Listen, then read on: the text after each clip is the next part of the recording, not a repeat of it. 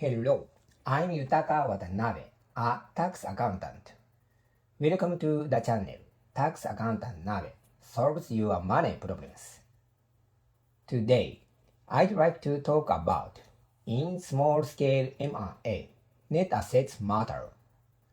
When people hear about corporate acquisition or business sales, they tend to imagine massive mega deals involving huge corporations that often appear in the news. However, beneath the surface, M&A involving relatively small business worth hundreds of millions to several billions of yen is currently moving at an incredible pace. There are many reasons for this trend, such as solving succession problems, entering new markets, and active movement by investment funds. Alongside opportunities for tremendous success, there are also pitfalls that absolutely cannot be overlooked. Small-scale deals are often not subject to strict audits, and each company tends to have its own unique characteristics. As a result, both buyers and sellers are required to make highly sophisticated judgment. Today, we will get to the core of what makes small-scale M&A successful.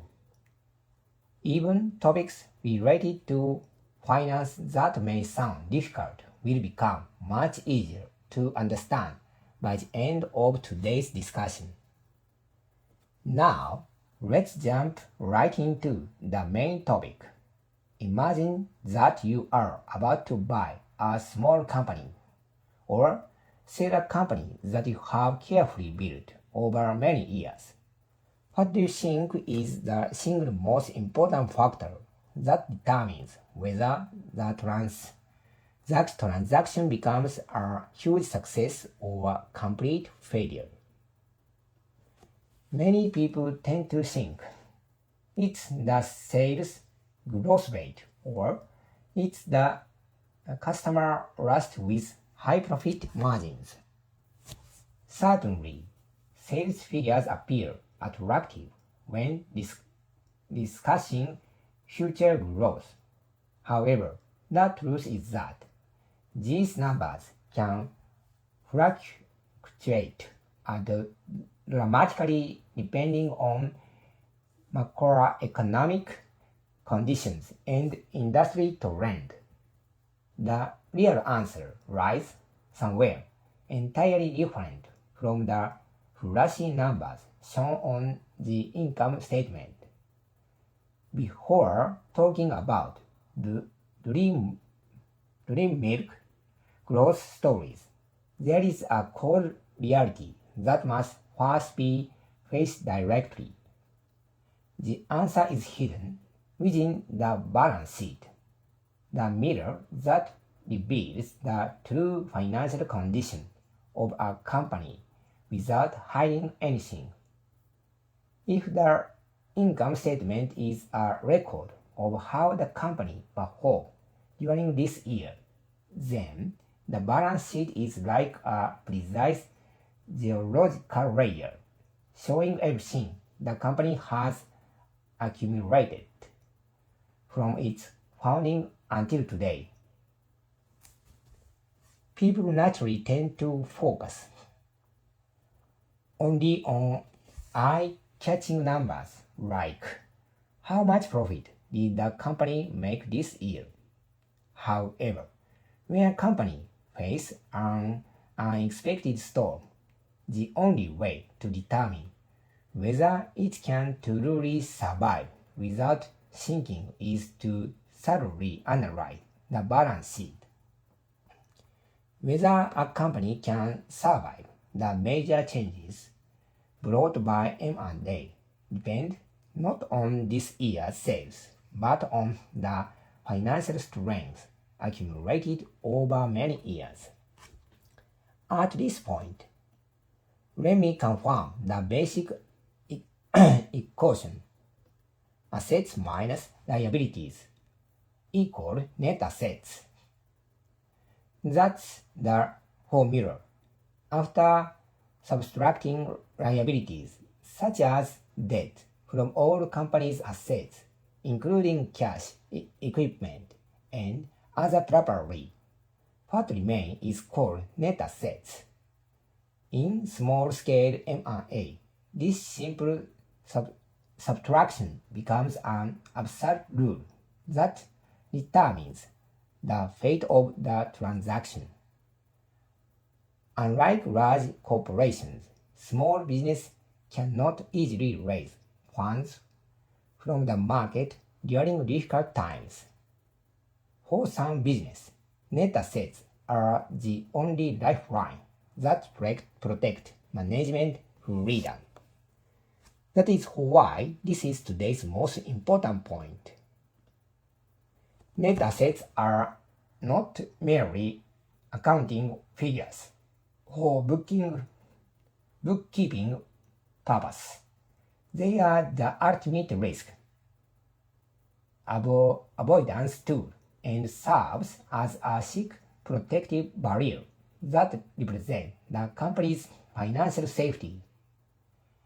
If liability exceeds assets and net assets become negative, that is a sign that the ship is structurally sinking. On the other hand, if a company has abundant net assets, it possesses a cushion capable of withstanding sudden economic shocks. Immediately after acquiring a company, unexpected problems often occur one after another.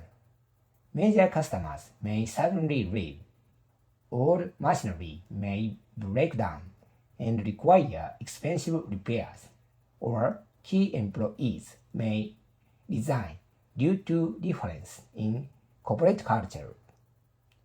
When such crises occur, optimistic fantasies about doubling sales through synergy effects instantly disappear.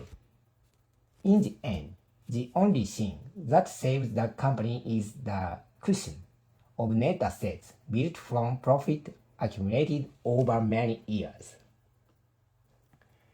There is a decisive difference in perspective between M&A beginners and seasoned professionals.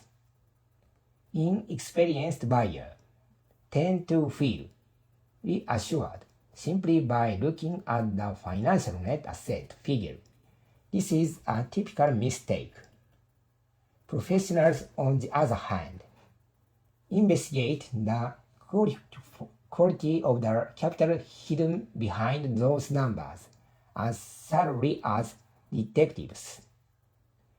Most small Japanese companies are not publicly listed, and their accounting books are often prepared mainly for tax-saving purpose.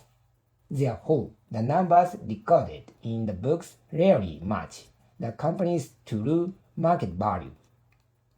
So, how should this be examined in practice? There are three key points to confirm. First, the existence of unrealized gains.